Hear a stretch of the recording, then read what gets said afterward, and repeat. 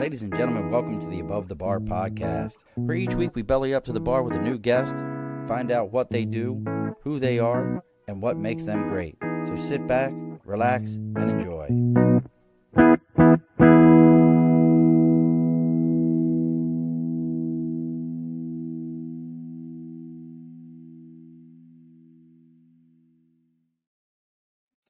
Alrighty, folks, welcome back to the Above the Bar podcast. It's your host, Sean. We've bellied up to the bar today.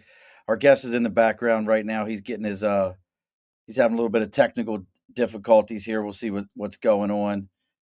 I'm not sure what's happening here for you, Alan. You got the circle that normally tells me that you're having Wi-Fi connection issues. You may have to log out and log back in, brother. See if that'll get you going. So while Alan's doing that, we'll go ahead and go through, get some house cleaning done, make all those things happen.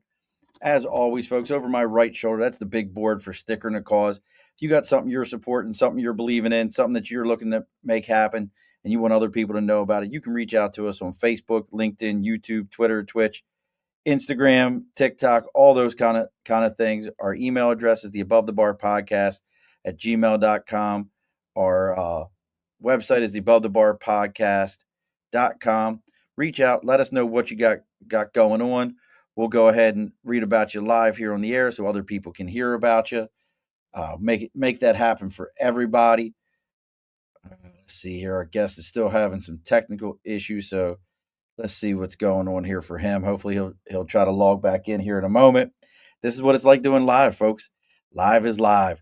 So let's talk about our sponsors here real quick, folks. Very simple here. We got Budget Blinds of East Greenbush, Budget Blinds of Hudson and Cooksaki, and Budget Blinds of Schoharie. They are North America's largest window treatment company, focused on custom window treatments. If you're looking for blinds, shades, shutters, drapery, it doesn't matter what it is. They have you covered with everything under the sun so that you can get all the window treatments that you're looking for. Let's see here. Device not connected. Oh, Mr. Allen's got some technical difficulties. So make sure you're reaching out to your local Budget Blinds. Let them know that you're there to belly up to the bar. They're going to give you an extra 5% off if you're at Hudson, Cooksaki, and Schoharie. They'll make sure everything's taken care of. And their sale for this month is 25% off of all drapery. That's right, folks. 25% off of all drapery. Budget Blinds of Hudson, Cooksaki, East Greenbush, Schoharie, all those locations. While we're doing this, we'll see if we can get Mr. Allen, if I can get him connected over here on another device, and I can talk to him for a moment, see if we can get him to just log on through his phone. He's having some technical issues here. But our goal for today, folks, is we're going to be talking about marketing and how marketing works together with networking, because I'm a firm believer that networking is marketing and vice versa. So we're going to be talking about that with Alan. Let me see if I can get him back on the line here. Let's see here, bud. Let's see. Can you connect with just your phone? Who's out here already giving us love and hearts and all those kind of things? My nephew, Justin, he's doing good for himself. I appreciate you popping over when we were over on TikTok. So while we're waiting on Alan to jump on here, we'll talk a little bit about networking. I'm a huge networking fan. I believe it's the first step for those of you that are scared of public speaking or of anything of that nature. You can get into a networking situation. It is a great way for you to start communicating with people, to start talking to people. It's phenomenal. It's also an easy way for you to say, hey, let me start learning how to communicate. You are having a Wi-Fi issue, looks like. Can you use the link on your phone?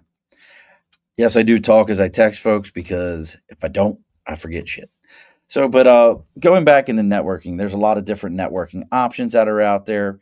For those of you that are watching us, you might be thinking to yourself, well, I've never been involved in networking. I wouldn't even know how to do it. You've probably been involved in more networking things than you actually realize. Give you an example. If you're a volunteer firefighter, you go to the firehouse, you go and meet with people, you talk to those people at the firehouse. That is a networking event.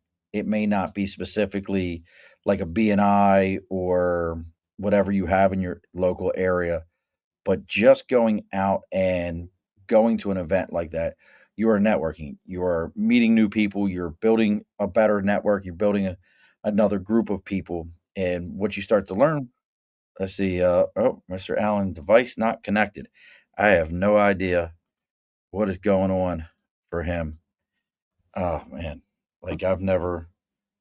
This is a new one. They need to connect their mic before you can add them. Well, that's what it's telling you. You have to add your audio in.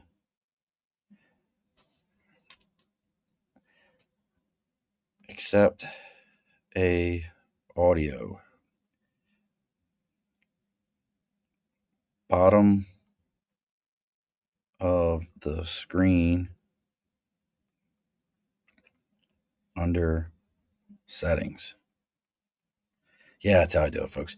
So, but that's a form of networking. You may not think about it as a business to business where you're giving your elevator pitch or you're having your elevator speech or any of those kind of things, but legitimately just having a conversation at an event or going to a public event. Lots and lots of Allens up here. He uh yeah, all of them say the same thing, bud. Um, that you need to connect your mic/cam before we can add you to the live stream so that you can see that. There you go, bud. So I'm let's see. Oh, he is still able to send messages. Private message not allowing me to. Can you see where it says settings? This is the real behind the scenes right here, folks. I've we're gonna get Alan on here. We're gonna have an amazing show, and we'll figure it out. Or you can just sit here and watch me drink bourbon the entire time and talk about networking. I'm curious right now for those of you that are watching us and learning about everything. What are some of the networking things you've done? Some of the networking events you've been part of? Have you ever gone and done anything networking related, or things that you didn't realize you were networking? Guess what's a networking thing, folks? Going to your church on Sunday, you are networking with other people within your community. You're folks that are like minded and have a like minded mindset, and you're having those conversations.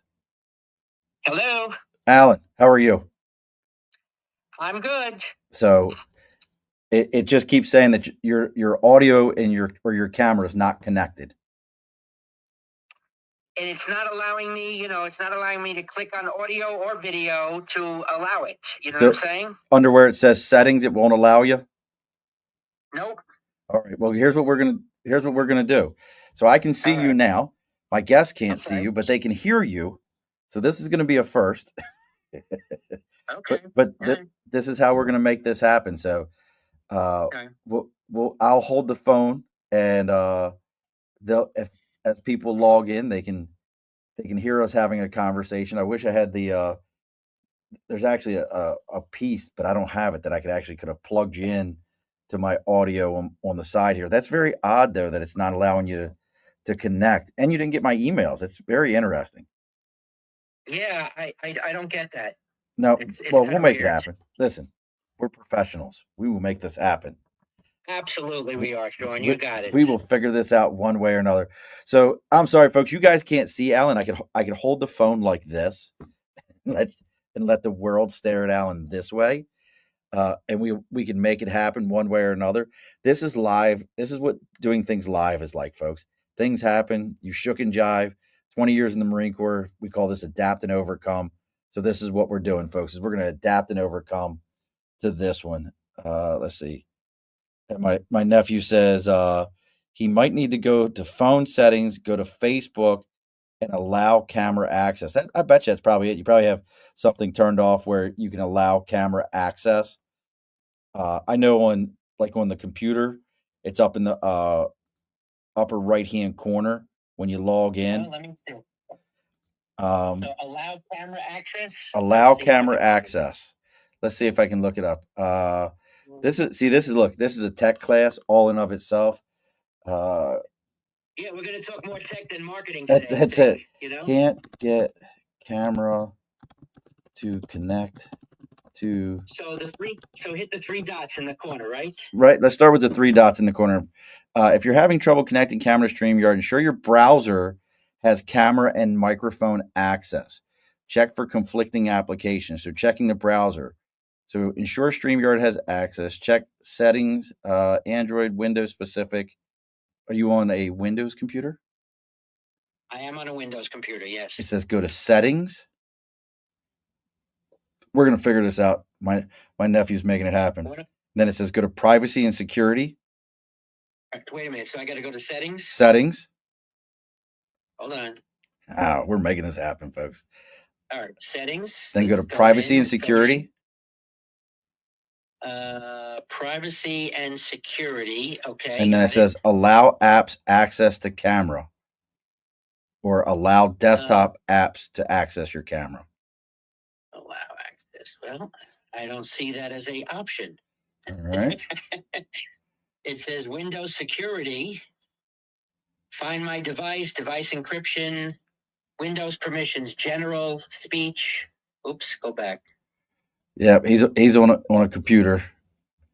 When StreamYard tap the AA icon, then website settings, ensure both camera and microphone are allowed access or allow. So on StreamYard, on a phone, it says tap the AA icon. I don't know what that is. I don't even. So I do everything on my computer, but either way, we'll make this happen. Oh, let's see. I'm going to Windows security. So let's see. Yeah, it doesn't say anything about camera. It also talks about check to see if another program, Skype, Zoom, is using it and close that app. Do you have another application open using it? You're probably a big Zoom guy, I'd imagine. No. No? I don't have Zoom opened. But I'm saying I was just saying I would think you're a big Zoom guy. I'm actually not. I'm not really a big fan of Zoom, to be honest with you. Interesting. Well, again, folks, if you're just joining us, as Alan and I are trying to figure out his computer, and we're two not computer guys, I set my stuff up and then I set it and forget it.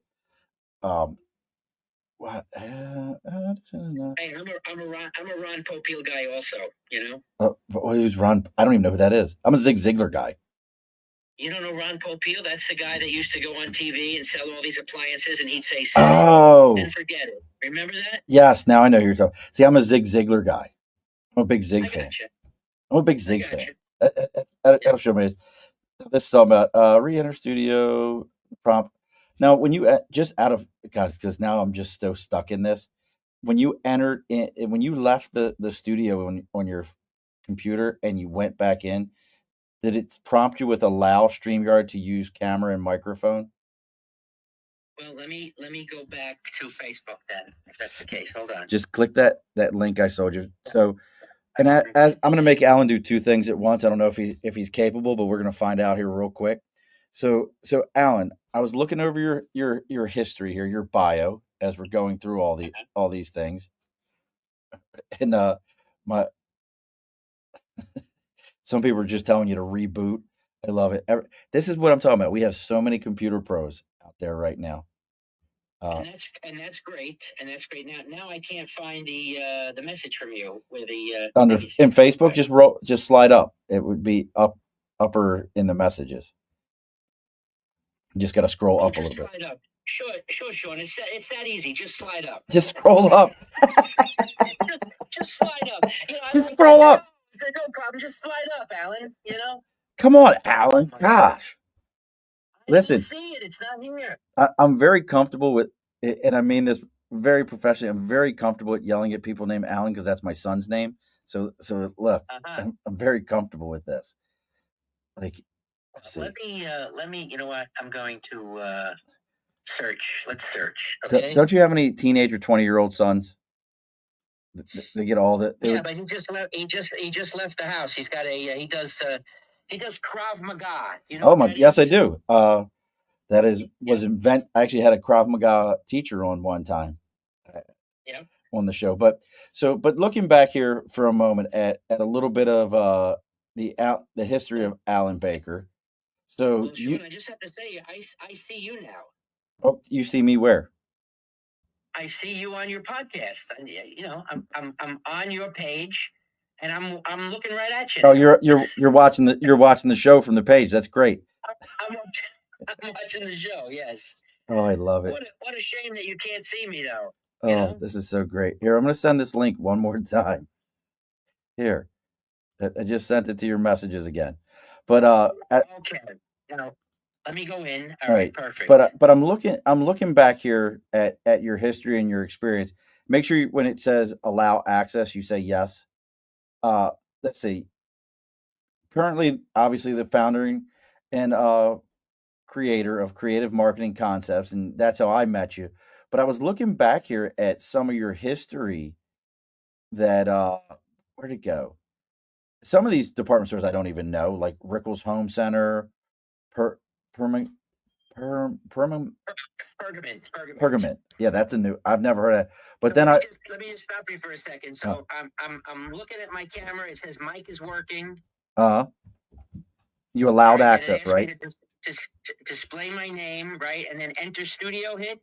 Now, just I want you to do me one favor. See where right now you should be able to see settings right there in front of you. Like correct. Click that settings for a second and tell me. All right, I got it. You see where it says camera? What does it say your camera's working off of?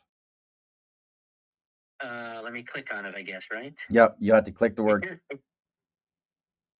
It just says camera. It's not doing anything when I click it. When you hit settings and then you click on where it says camera underneath your picture, did your picture pop up on the screen because it's using a camera? Oh, yes. Yep, okay. My picture is on the screen. All right, now click audio. And it should say mic and speakers. And then as you're talking, do you see the little microphone moving up and down, the little line next to it? Yep. All right. Yep. Now click enter studio. Okay, enter studio. Where is that? So, well, you're in settings right now. You're just going to close out of settings. Upper right-hand corner should be an X. Close out of settings. Now enter studio. Enter studio. Okay. All right. Now let's see. Now it's buffering. It's buffering. Yeah, I mean, are you on a 56K modem right now, Alan? I don't know. That was dial-up. That was like the last dial-up one. The ultrasonic panoramic view type of computer here. I mean, that well, 56K modem was like the last of the dial-up. Like, I don't know. I have no idea. All I know is I'm looking at it's buffering and it's not bringing me into your studio. Yeah, like it's very odd. Like it's like I can see where you're in the background here, but it's not even putting you anywhere near it. Yeah, I'm not sure, brother. We're gonna make this happen. So you and I are just gonna talk then. I'll keep the phone close to the microphone. That's fine. And we'll make this happen. It says I'm in the show. It says you're in the show. Everyone right, but can see and hear you. Yeah. I wish that was the case. Well, I am ready to answer your question. All right. Well, let's stay with that. So you started off in the retail space. That was where I'm just going to kick you out of the studio because there's no reason. Well, you know what? I'll leave it up just in case it comes up. So leave it up. So you started off in the retail space, and as I'm looking at this, I was very intrigued by things like Caldor and Ames because those were the only two that I knew. Oh, I knew merchandise. Yep. I knew merchandise. Like we had one of those in Baltimore. Because was that the one that like you used to go in and it had a very empty store, but you could go through the catalog and they would bring stuff from the back of the store. Was that merchandise?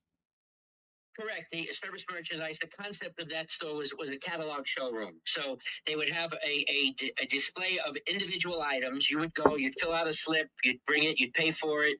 They would send that information down to the warehouse, and then the warehouse would send your product up on a conveyor belt. You'd wait there and you'd pick it up. Yeah, I thought that was a pretty neat concept. Now, I got to ask you real quick, like, do you think that was just a place that was too far ahead of its time? Well, I guess the larger retailers really put those smaller retailers out of business. But actually, service merchandise is not out of business. Oh, really? They are still an online store, believe it or not. So they closed up all the brick and mortar stores many years ago, but they stayed as a business online, same logo, and they sell mostly jewelry and the same types of products that they had when they had brick and mortar stores. All right. And then Yeah. then off to Taco Bell, Yep. which I find very interesting because they have a big connection here to the capital region. You know that, right? The Oh, absolutely. SQP. SQP here in the capital region, the company. SQP. Yeah, they actually make the holders for Taco Bell right over in oh, not Schenectady, on the other side of Schenectady, that big warehouse district. I can't think of the name of it. You never they manufacture specialty quality packaging in Scotia. SQP. Really? Yeah, they actually make honestly, I never heard of them. Yeah, so they're a big manufacturer. They've got a couple locations, but they make paper goods and packaging for retail locations and retail spaces. That's all they do. So that's their Okay. Taco Bell connection. And then did you how true is it though that Taco Bell that he got his idea from a taco store across the street from that he used to go into? Like Mr. Bell. Well, I mean, Mr. Bell. Well, I think there was a competitor called Del Taco. I know Del And this Taco. was in the Del Taco in the early '60s. I don't know the whole story. I don't know if that's true. If they got that idea and they just started their own Taco Bell. But Taco Bell's been around for 60 years. And Oh, wow. plus. So I don't yeah. think I ever realized that Taco Bell was around for that long. That's much longer when than I was growing up in the Bronx, okay, we didn't have any Taco Bells there. The first time I got involved or got exposure to a Taco Bell was when I moved up here to the capital region. Well, it's funny you say that. We did have one when I was a kid growing up in Baltimore, but I tell people this all the time. Growing up, and I think sidebar here. I think growing up in cities like we did during certain time frames, what neighborhood you grew up in is who was in that neighborhood, and that's who you were exposed to. Like I told someone the other day, I was like, absolutely. I didn't meet anyone Hispanic until I got in the Marine Corps. No, listen, my neighborhood when I was growing up was strictly Jewish and Italian. You know what I mean? A lot of that's guilt, it, a lot of moms guilting people in those neighborhoods. Absolutely. Like there's a lot of guilt there. But a hell of a lot of good food. You ate well, but everyone felt bad. Yes. We ate well. And I had one of my best friends, his mother was Jewish and his father was Italian. So you can imagine Oh my goodness. that was a great combination. He either grandparent he went to, he was doing okay. He was eating well. Absolutely. Yeah, absolutely. Little matzah about a morning and a little doggone handmade raviolis at night. Yep. Good stuff. Listen, and you know what? There's no food like there was down in the city when I was growing up. Listen. I mean, nothing around here really. It's a little bit of a lost art, I guess. You know what I mean? Because Yes. the older Jewish people, the older Italian people, dying off, and they don't really teach their younger generation, the generations down after them, how to really cook well and use fresh ingredients and all that stuff. We go to a supermarket and we buy whatever is on sale, right? And that's what we put in our food. You know what I mean? 100%. We don't make it an event. I mean, in those days, eating was an event, right? And I miss that, Sean. But you know what? That kind of feeds into what we're talking about here. That was our first exposure of networking. Was those gatherings around meals in the kitchen was your exposure to networking. You know, who had the floor at the time, who was controlling the situation, who, if somebody new was introduced, like, oh, this is, you know, Julie's boyfriend, Bobby's girlfriend, they had to kind of give, they had their 30-second elevator pitch to determine whether, the Yentas or whoever it was that was there was going to accept them. Yentas. Yeah, the Listen, Yentas. Yeah, listen. definitely. So I always tell people I had the most unique growing up. So I'm the kid with the full Irish name, with the Sicilian grandmother, whose mom worked for the Jewish paper and supply company. So I knew them all. I experienced. Okay. I got to experience all of it. But like I said, I tell people all the time, I didn't meet anyone Hispanic till I got in the Marine Corps. It was just wasn't a thing where I grew up in Baltimore. Gotcha. I got you. I got you. I got you. It's but that, I mean, what's your thoughts on that? I mean, that really is, in my opinion, that's our first experience at networking, public speaking, even. Yeah, listen, I think that growing up in the Bronx, there's no, and I talk about this a lot to people, because they ask me about it, and my kids ask me, and there's no, in my opinion, there was no better place to grow up than the Bronx. I mean, there's 5 boroughs, but my borough is the only one that is the something. You know what I mean? This is It's true. not the Manhattan, the Staten Island, the Queens. It's the Bronx. I And love it. no the Brooklyn, and the other the other ones, the other boroughs, they kind of like, why are you guys so special, but I learned, I mean, you really learn a lot. You learn how to survive, you know what I mean? You learn, you're out on the street, you learn how to survive, you learn I think everything that's made me the person that I am, I learned growing up in the Bronx. You know, I it's a get it. special thing, Sean. It's a special thing. You know, So and there's other cities like that people can kind of come, take out the same kind of feeling. You know what I mean? Throughout the United States. But for me, you know, the borough of the Bronx was where I grew up and where I learned how to fight on the street, how to survive, how to I tell my kids all the time. You say, they say, oh, you think you're tough because you grew up in the Bronx, Dad. I go, I am tough. I said, I'm not talking about tough where I can go out and beat the shit out of. Oh, excuse me. you're fine. We say it all here. We're good. We're adults. Good. Beat the shit out of somebody, but tough in terms of grit, in terms of your Resiliency. your personality, and your ability to withstand just about anything. You know, Listen, I'm and 100% with you, folks. You may make a left turn into some dad talk here in a minute, where we're just two dads talking about this, because I'm 100% with you, Alan.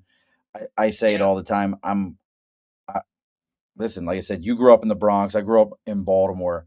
I say it all the time. Like, we put our kids in situations so they don't experience the things we did, but it's almost like not that we deliberately do it.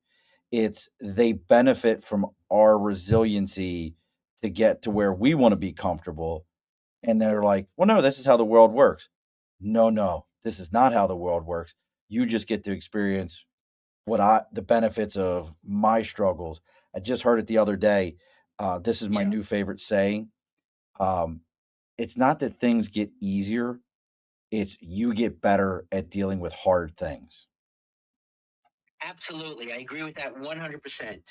That's a great way to look at it.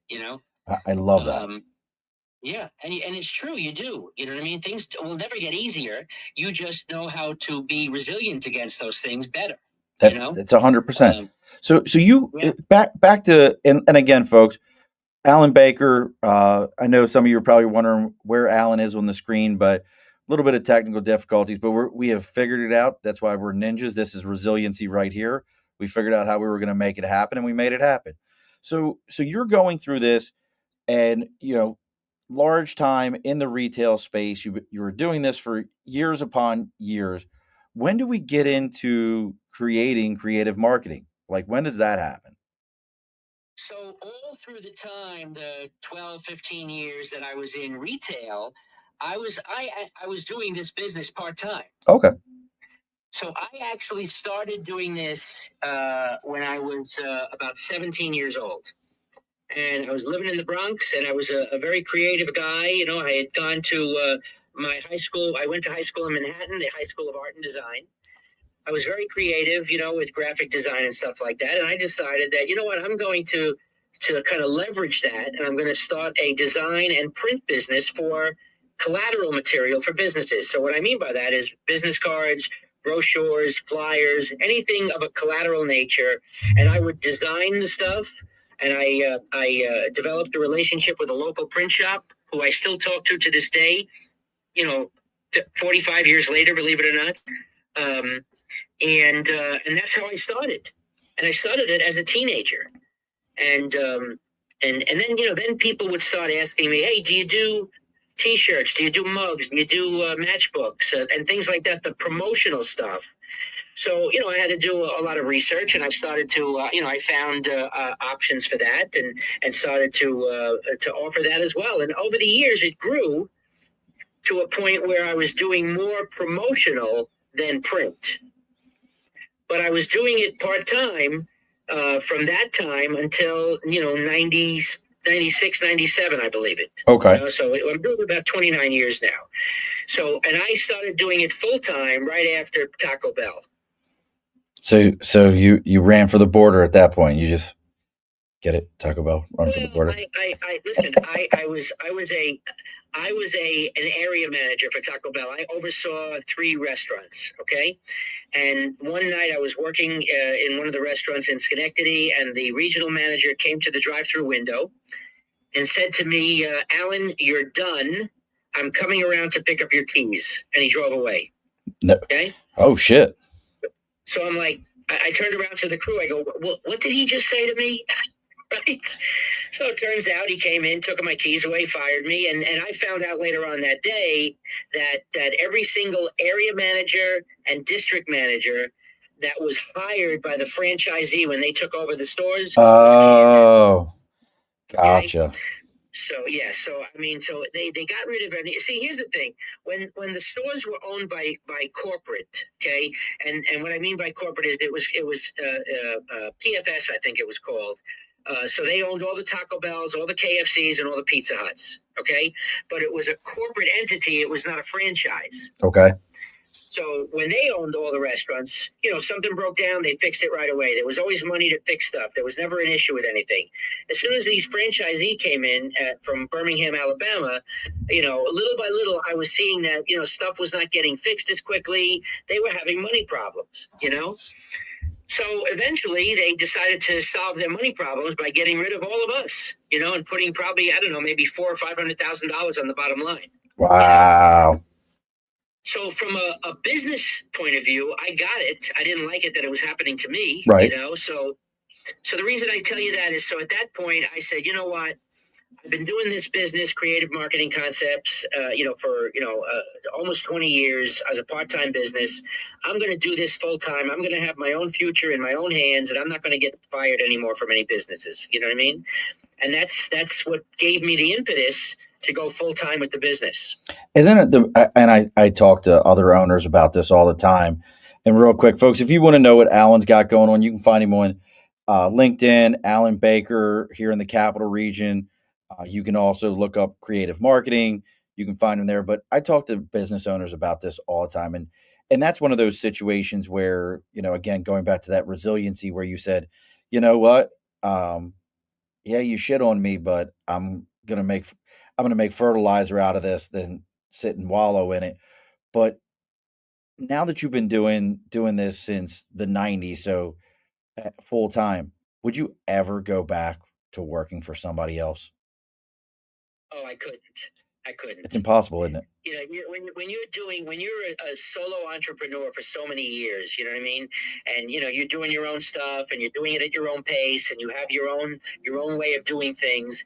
It is very hard to go back and then work for somebody else. And now I'm at the point where, you know, I'm a few years away from retirement. So, I mean, I certainly wouldn't do it at this point, but you know, after 30 years, I could never do it, Sean. I could never do it.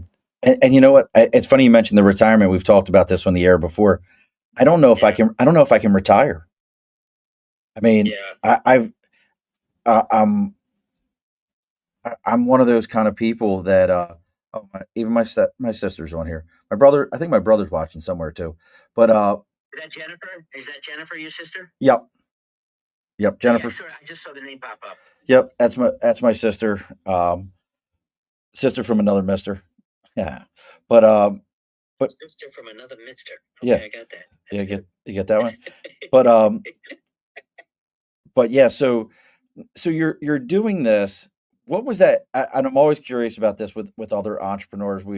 I ask this question regularly.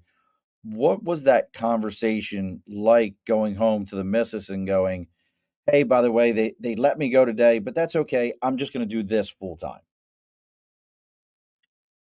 Yeah, I mean, she was supportive. You know what I mean? I don't think she said, no, don't do that. You need to get a job where you have a paycheck every week. And it was certainly rough in the beginning. You know, but I was very tenacious, and I had, I decided that when I got into business, I needed to join three types of organizations: a chamber of commerce, what you call it, Leads group. a leads group. Yes, thank you very much. And an organization like Rotary. You know what I mean? A service organization. Gotcha. So I joined Rotary. I joined Latham Area Chamber of Commerce. It's locally here, and I joined actually BNI. I think back then. You know what I mean? And this was like 25, almost 30 years ago. So and that's how I grew my business. I knew that I needed to have some sort of an outlet in different ways to be able to get my name out, let people know what I did, let people get to know me, obviously, and trust me. You know what I mean? And that's what I did, and that's how I grew the business. Now, it sounds like you had a good client base already. Um, for you, and staying with networking itself for a minute, because folks, that's how Alan and I met, was through Chamber of Commerce, the Capital Region Chamber is how we met, and then we've bumped into each other in many other locations through different things. And I can tell you one thing that I love about Alan is Alan, even though we were joking about not being able to log in here, but Alan is not afraid to go, "Oh, that's a new thing. Let me see that. Let me see how that works." Because we did the hi hello cards that way. That's right. That I we, still have that. I still use it. yeah, it's a phenomenal tool. But starting to go for you, how did you use those type of groups like Rotary, BNI, all those different groups to network? Like, what did you have a process in? Have you how's that developed over the years?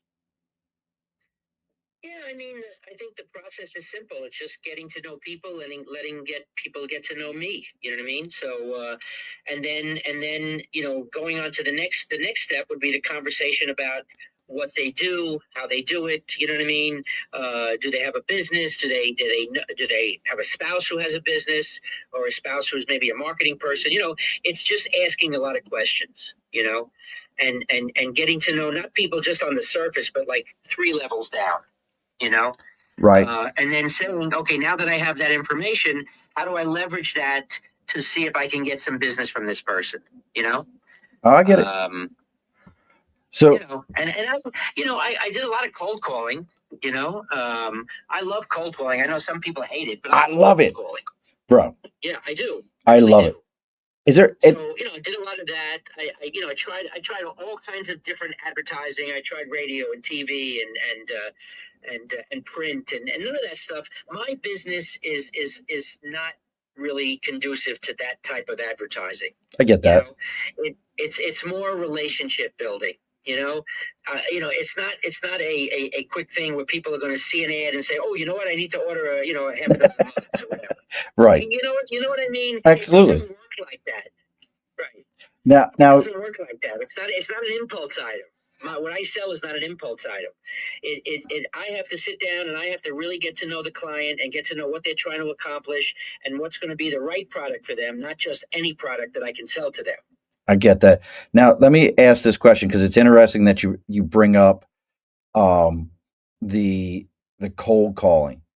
And I'm always Mm-hmm. curious. So those of us that are sadistic and like to cold call, and for those who don't know Yep. what cold calling is, That's literally just picking up the phone and calling someone and saying, "Hey, I want your business." Now it's not that simple. There's more to it, but that's the gist of it is, "Hey, I want your business." Or if you're like me and you're really sadistic, you just look up their name in somewhere and then you walk into their business and go, "Hey, I'm looking for Joe Smith. Does he have an appointment with you? He will here in a minute. I'd like to talk to him." And but what is it for you? I know what it is for me, but what is it about cold calling that you really love? I think dealing with the situation of getting thrown out of an office and how you navigate through that. You know what I'm saying? I mean, I do. I don't like. Yeah, I don't like cold calling on the phone. I don't do that. When I say cold calling, I mean walking into an office, going into an Yes. office building, and going to every single office. And so, I remember how many times, I can't tell you how many times I got thrown out of an office building because they say, well, listen, there's no soliciting here, and they call security, and I'm getting thrown out. I said, well, I'm not soliciting. I'm not asking you to buy anything. I'm just saying I want to drop off some information, tell you what I do, and if you have a need, please call me. That's all I'm doing. Oh, you're You way know? you're way nicer than I was. I was like, "Hey, I need to see the HR person. Tell me how you did your hiring." Like I was in there because I was doing staffing for cold calling and then Right. recruiting for 12 years in the Marine Corps. I cold called everybody. So I was all Yeah. about it. I keep moving you around here, Alan, with the phone. But and look, folks, if you got questions for Alan, maybe you're trying to figure out maybe a promotional item. He might be able to answer your question. Is this a thing? Like my wife keeps trying to figure out a way for me to create promotional items that are drapery that like open and close and things like that. And I'm like, you do Yeah. understand I would be the only person with that. She's like, that's a great idea. I was like, no, I'm the only person. So do you know how much it's going to cost me? She doesn't get that one. But if you have Hey, I commercial, love answering. I love answering questions. So I hope your audience asks some questions. I really do. well, I think they will. Now, how about, from a networking and using networking to market your business? And the reason I go back to that with Alan is, I mean, you're currently, are you the president of the local BNI? Which one is it? And not a, oh, I'm a member of the local BNI, but I'm also what they call a director consultant. That's it. So I oversee 3 other BNI chapters. So I'm more involved than just as a member, Yeah, you're a but networking I'm ninja. enjoying that. Well, you're a I'm networking enjoying ninja. that. I am. I am. So that gets into my other side where, we kind of talked about the kitchen as your first networking experience. How about some other places where that you would suggest to somebody if they were like, "Hey, I want to get into networking, but my business isn't, maybe they think," and I would so crush if somebody told me this, they think maybe their business isn't big enough for a chamber. Where are some other places that you would say, "Hey, start here, practice here, your elevator pitch or whatever or your networking introduction." Well, listen. Look, I'm a big chamber advocate. You know that. Oh yes, I think that chambers, in terms of networking and being able to meet other business people, are really a great way to do that. It really is, but there's a technique in networking. There really is. You have to just not show up and then hope to meet somebody that might be a prospect for you. When I early on in my career, when I used to go to networking events, I would look at the guest list, and nice. I would check off the people that I need to meet, and I would ask the chamber staff to introduce me to these people. That's genius. So I didn't waste time, Sean. You know what I mean? I didn't waste a lot of time talking to people, and I don't want this to sound wrong, but I didn't waste time talking to people that are not going to be Right. good for me in my business. And you can't do that. You really can't. Look, there's no time to waste in life and in business anymore. There really isn't. Mm-mm. You've got to, especially, there's so much competition, both physical competition, online competition, in every vertical, in every type of business is competition online, everything. So you have got to, and I think the younger generation doesn't understand that. They don't understand the value of developing relationships. You know, they're just churn and burn. You know, and Well, a I relationship's see a different lot to of. them. A relationship is different to them. You and I, It is. It is. you're. I don't know if this is true, but your best friend may still be a guy that you met in the neighborhood, all those years ago, and that's how you develop that relationship. Today, I see it from my kids all the time. They're like, "Oh, my buddy Joe. I'm like, who's Joe? Oh, well, Joe lives in Tupelo, Mississippi.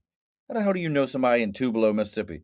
Oh, well, we were playing Call of Duty and we met through that and we've been talking, which, as a dad creeps you out right away. But, that's their kind of their way of doing it now. Yeah.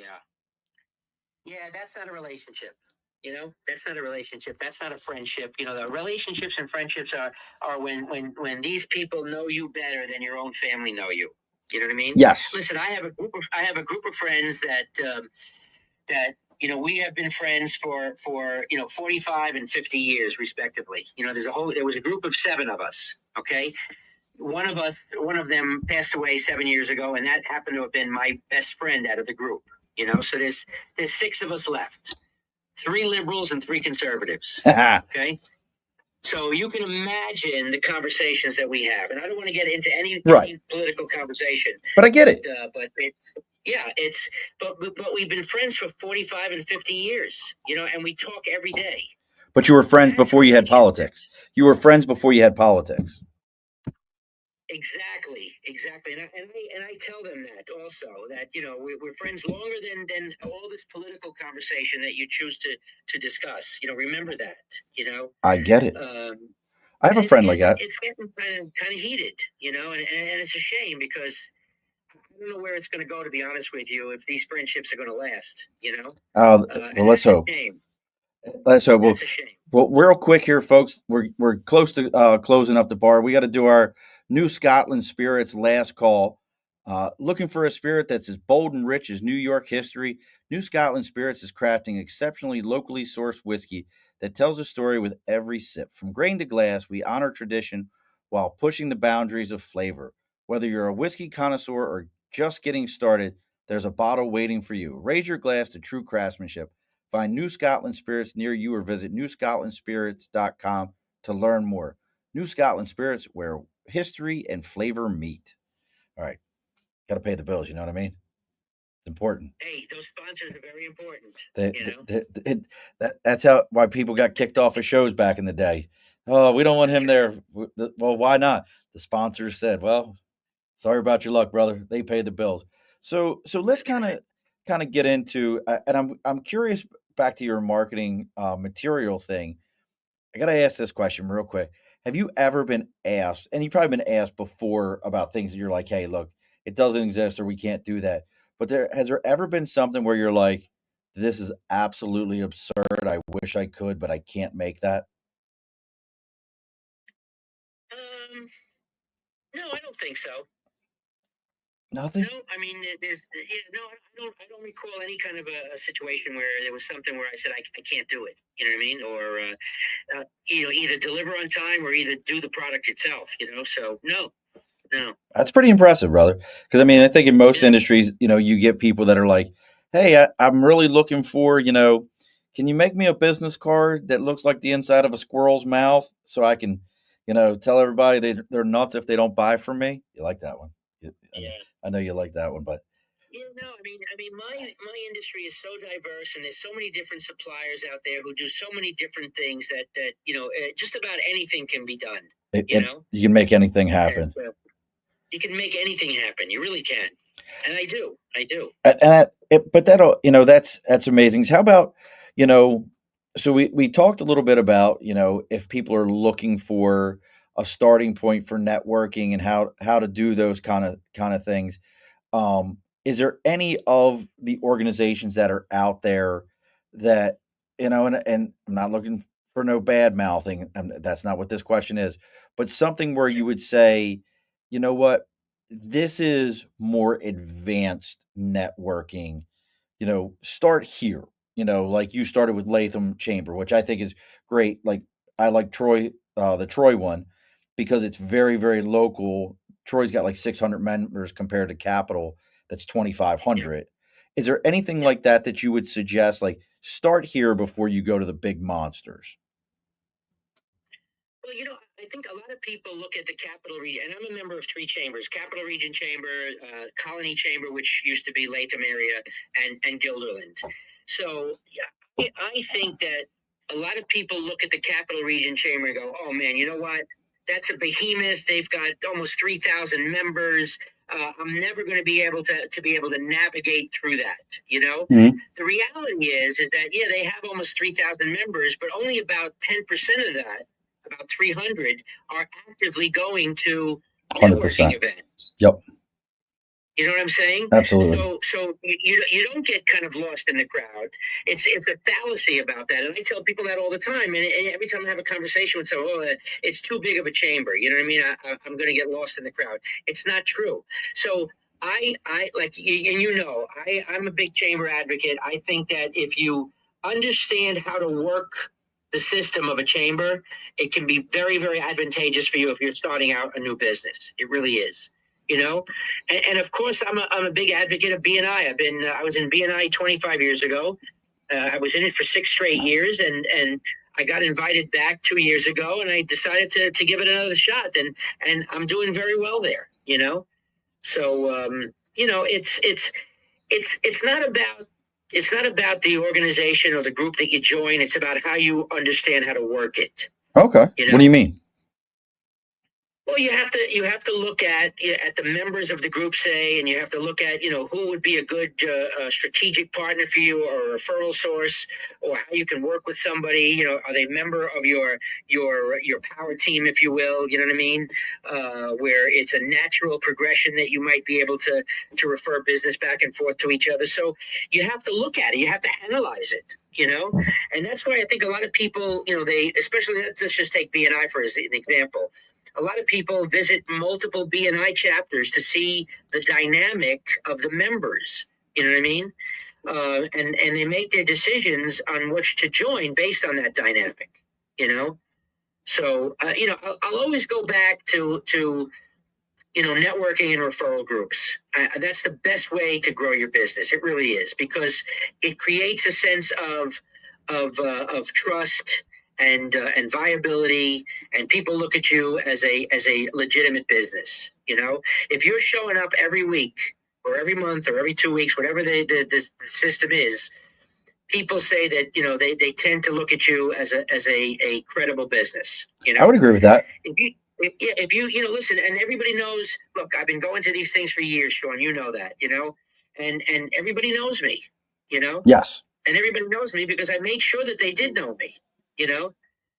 So it's being in business is not just printing up some business cards, unlocking the door if you have a brick and mortar store or whatever it might be, and hoping that business will come. You Right. have to go after it. Yeah, it's not just going to fall in your lap. And again, you said it. Especially in a market like today, where with what I do, I can't tell you how many times people say to me, "Well, I found that online for X dollars." Okay, well, why didn't you buy it? Because there's no trust, there's Right. no face, there's no person associated with it. So you called me, Right. where you can have a real human to work with. And I deal with that all the time. Mm-hmm. All the time.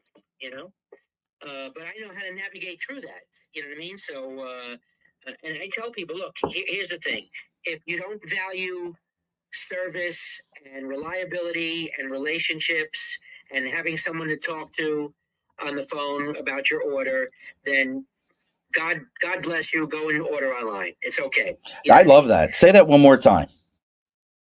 So if you don't value service and reliability, especially reliability is very important in my business, and relationships, then God bless you. Go and order online.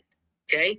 I'm not always going to be the most expensive, and I'm not always going to be the most cheapest. Okay. But I'm always going to be, and this is really important to me, how when I say this, I'm always going to be the most reliable source for you. See, I love You never that. have to worry, right? You never have to worry that if you have an event on a Saturday and you need your product by that Friday, that it's not coming in. Because in 30 years, I've never missed an event date for a client. See, I love that. And I love that attitude because, again, like I said, I deal with this personally in my business all the time. And I normally just, my catchphrase is, I'm your single point of success. If you're really looking to make this happen, I'm your single point of success. You're never going to call and get 3 other people, or never know if you're talking to the same person again. So I love that attitude towards it. Um, Now, we'll stay with BNI for a second. Anything coming up if somebody's interested in becoming a member, they're like, you know what, this sounds like the right networking thing for me, or even their local chamber. How do they go about it? So local chamber, just just call up and ask for somebody in membership. Obviously, they'll talk to you. They'll tell you in any one of the chambers that you are looking at, or you guys can reach out to me, and I can kind of introduce you. Anybody can reach out to me. I can anybody at the chamber if you're interested. BNI is the same thing. We have multiple chapters in the area. I oversee. I'm a member of the Action All Stars chapter, which is in Latham every Wednesday morning. But I oversee 3 other chapters: one in Saratoga, one in Schenectady, and one in Utica. Okay. So if you're a business that's in one of those areas that you are looking for a way to grow your business and network, reach out to me. I'll invite you as a guest. There's no obligation, to join, but you can. Excuse me. You can see what it's all about and get an idea about BNI, and we don't ask a lot of our members, in terms of obligations. We ask you to. This is what we ask of every member: do 1 referral a week, 1 CEU, which is a chapter education unit, okay, which is a podcast or something like what we're doing. Hey now. Okay? So 1 referral, 1 CEU, one to one meeting with somebody, and those 3 are each week, and then 1 visitor a month that you bring in. That's all, So those are very easy requirements to fulfill. They really are. If you can't do that, then there's something wrong. You shouldn't be in business, really. I love it. So again, anybody can reach out to me. I'm sure you're gonna, you'll put my contact information somewhere. But oh yes, they can look me up. And we're starting in a couple of new chapters as well. So, if they're looking to get in on the ground floor of a new chapter, I'd love to talk to somebody. Well, there you go, folks. If you're looking for those kind of things, make sure you're reaching out to Alan, seeing how you can get involved, or if you're just wanting to learn more about how to network and how to market yourself. Alan is a phenomenal source. Now, real quick here, Alan, I'm going to ask you an important question because Nate's not here. Okay. I'm going to ask you an important question. We've already kind of alluded to it. What is we're going to bring it back to the Bronx. What was your go-to mom meal? Like if you had one more meal mom was making, what was it? Oh my goodness, my go-to mom's meal. She's boy, that's hard. That's hard to answer. I mean, everything my mom made was great. I would say that she really made some good potato pancakes. I used to love her potato pancakes. Is that the latke? Is that potato latkes? Latkes, potato latkes. Yeah. Yep. I'm telling you that for the Irish Italian kid, I know him. I got him covered. You're good. You're good, Sean. You got the words. I'm telling you. So that's good. But yeah, I would say her potato latkes. Remind me after the show. I'll tell you a funny story about a client. So listen, folks, Okay. make sure you're checking out what Alan's got going on. You can find Alan Baker on LinkedIn. And make sure if you found us through Alan or Alan through us, you give this a like, share, follow, all those cliche things. It may sound silly to you, but truly, folks, this is how we get found. This is my form of networking. This is how people grow the Above the Bar podcast network. And speaking of growing, next week we've got, and I'm going to butcher Mike's last name. It's Mike Meseroff is coming on. Mike is a former corporate worker, 10 years with JetBlue, world traveler, bartender, entrepreneur, now helps overwhelmed corporate leaders slow down, unwind from the grind, and enjoy their lives as a personal freedom coach and writer. He's going to be coming on with us next Wednesday, 8 p.m. Eastern Standard Time, working with us on how we can also find some ways. Listen, Alan, maybe you and I can find a way to take a break. I don't know how we'll do it, but we can figure it out. Yeah. I mean, we could use a personal freedom coach. I could use one of those. You know what? There's a lot of things I can use, Sean. But, we're running out of time, so I don't have time to really talk about that. We could. So now, look, Alan, I know you've binged all 270 plus episodes of the show, so you know exactly what's coming next, and that is the guest always gets the final word. So what's our final word tonight, Alan? I think think the final word really is, in business. I'll talk about just being in business is just be yourself, be sincere, be genuine, and always do what you say you're going to do. I think that is the way to grow and sustain and build a business. And that's what I would suggest to anybody that's getting into business or is in business and maybe is struggling a little bit. Alrighty, folks, be sure to push your stool. This has been a Second Front podcast presentation found on Apple, Spotify, and wherever podcasts can be found.